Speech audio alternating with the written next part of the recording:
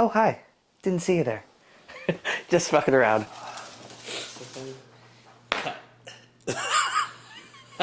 Hi, guys. You guys seem to like the vloggy stuff. So right now we're going to go through Ireland recap, mostly like Abs Pro recap. If you wanted to take people through what you felt like on squats, just getting there, because I know that I have to imagine that there was like a huge amount of pressure with the by the book, by the actual book, rule book judging at Abs Pro, because it was basically like the fucking early 2000s IPF resurrected with knee wraps and androgens, I guess. But Honestly, like this entire time, like there was some pressure. Obviously, I'm traveling, over 3,000 miles to go compete at this competition. But from the moment I like weighed in and kind of had that like official, like, okay, we're actually competing, I felt really zen. And that carried over the whole night into the morning of the competition. Just made sure that I had everything that I needed. I just felt really prepared. Usually when I feel like, oh, it doesn't even feel like I'm competing, I usually have the best competitions, ironically. That's what happened at the Fight or Quit meet a couple weeks back, or a couple months back, I would say. So when it was time to actually get warmed up and get to squatting, I just felt like I was in a flow state from the very beginning. From the time I was warming up to putting my knee sleeves on, putting my lifters, I just felt really calm and like I knew that there was pressure, but I felt like I had been prepared for this moment. So there was no really like, oh, I'm super nervous or oh, I got to get this. It was just kind of like, I'm here to do what I came to do, and there's only one way to do it. So, yeah. and I think that goes a long way to say like you don't. It's the whole cliches are cliches for a reason. Like you don't get what you deserve, you get what you earn, and that was really apparent. Just listening to the two Ians on the live stream, talking about how there was a lot of not pressure, but there when international people come to Abs, it's like, oh, how are they going to do? How's their standard going to stack up to the standard? And looking at your training, you squat to depth, pause your benches, and lock out your deadlifts. Yeah. You had not an easy day, but it was a pretty routine day because of those fucking things. And then going on to bench, honestly, it looked to be the same.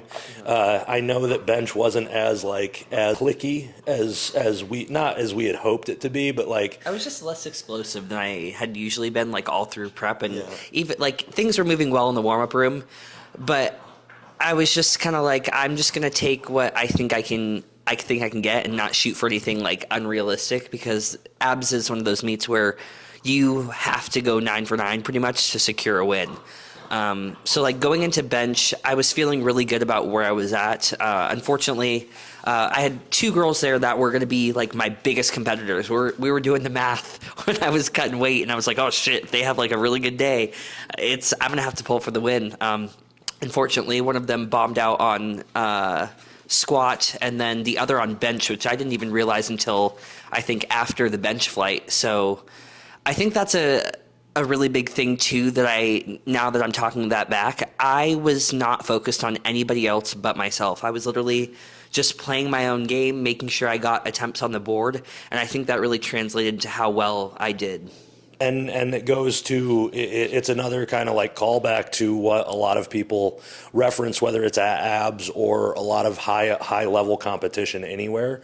It's not so much about like hitting that one big lift, that one big number, or like hitting a PR on anything. It's literally just making your attempts and building the total as you go, even if you leave some kilos on the platform like you did with squat, or just nail exactly where you should be on bench, because we literally jumped on your second attempt to your third only 2.5 kilos. Would you rather go into deadlift 6 for 6 with everything that you possibly could have on your total, or 5 for 6 just because you swung a little bit too hard on bench press? And that's why you were, I think you were the only woman to go 9 for 9 on the day. Yeah. And it was it's another testament to just really like finishing out the day and setting yourself up for the best possible outcome, even if it means leaving a little bit on the board. Because then going into deadlifts, like you hit that last warm up in the warm up room, and I was like, this shit is gonna go good today. I might be able to like superimpose that in this video, but it's literally she hit like 518, and I was like, I can put whatever I want on the bar. This is awesome, And she made it super easy for me because like the peak just went perfectly. Like everything everything that could have happened to like the best order of circumstance, it happened in that manner. Like it was just fucking nailed. So like going into deadlifts, that was your thing. So what were you thinking? I don't know if I was thinking anything. Like I feel like I've gotten to a point in like my lifting career and technical proficiency where I cue a few things, but once I'm at the meet, it's kind of just as long as I stay calm, I think I have it, because the cues seem so like I don't even remember what I cued, if I'm being completely honest, because I was in just such a flow state. So I just felt calm. I was like, if you nail your opener, this meet is yours, and the rest is literally all fun. So. And then even went on and left pounds on the bar on deadlift. Really, like you probably had. I should have loaded 282 on the platform, I think so I then was, you can like a little bit more conservative too, because like I wanted to go 9 for 9. I wanted to win the meet, and like I wanted to experience what the abs platform was like and have like a good performance so that I could be ready potentially for next year if I sign up. So I know what to expect for the next time that I do abs competition, because whether it be next year or the year following, like I'm absolutely going to be back on that platform. Yeah, absolutely. And it was really cool to see, because then beyond that, like you had a freaking great day. Like you and Dave were the abs pro champs, and it was hilarious because like it's the former deadlift specialists turned into total specialists, which is the dream for everybody.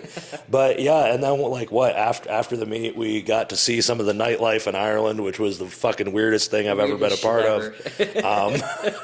But fun. It was fun. It was just really, really odd. There's a lot of 14-year-olds in nightclubs over there. It's fucked up. It's crazy. It's very odd.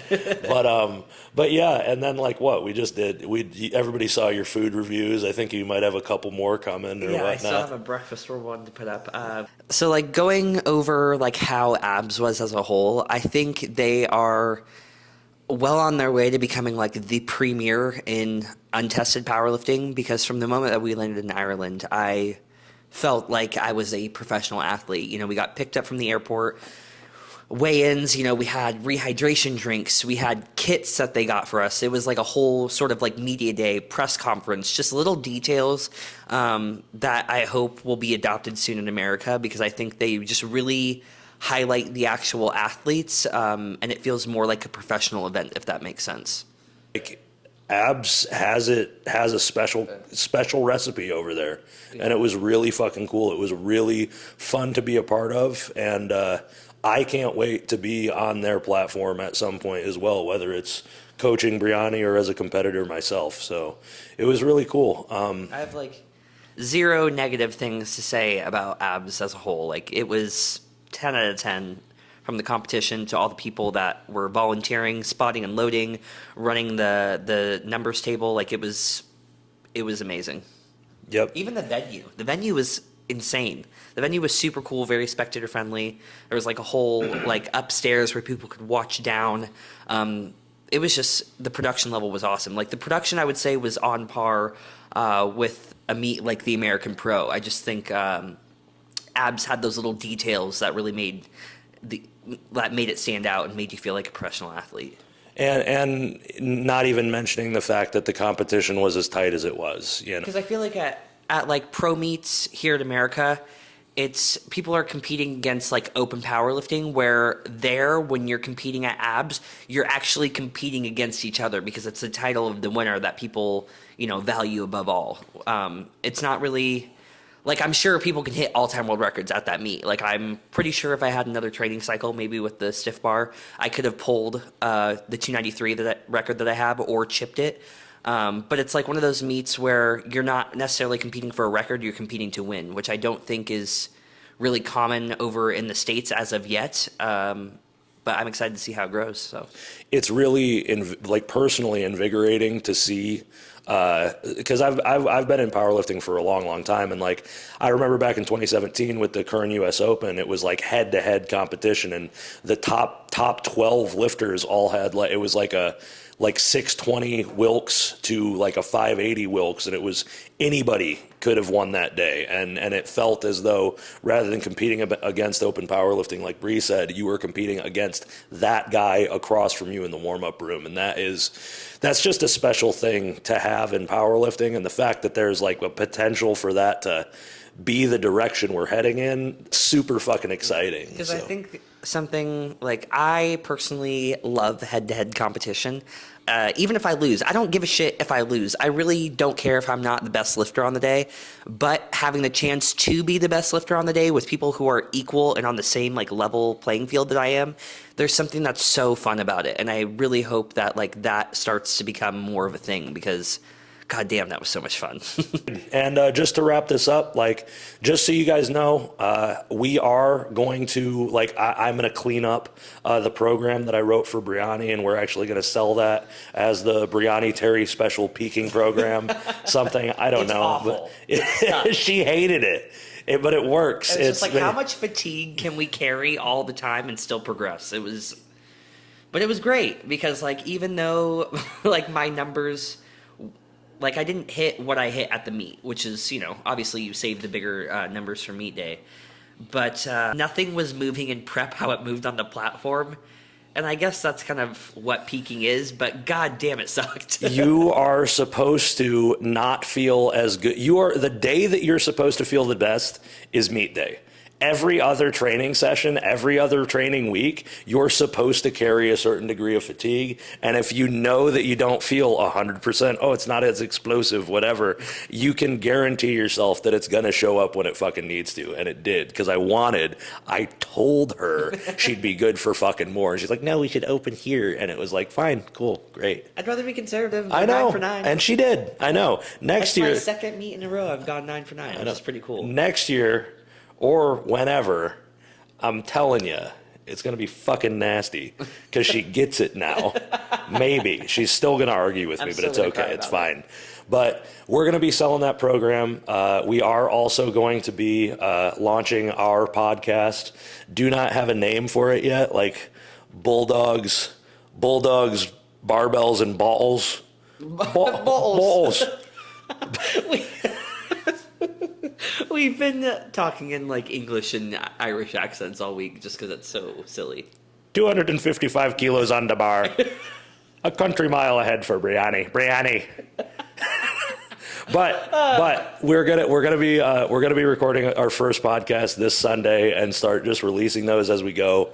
But I appreciate you guys tuning in. I know Bree does. Yeah. Yeah. But it's been fun. Thank you to the Abs guys. Thank you to all the friends that we made in Ireland, and can't wait to see you guys again soon, because that was fun as fuck. Yeah, it was a lot of fun. Cool. Thanks, guys.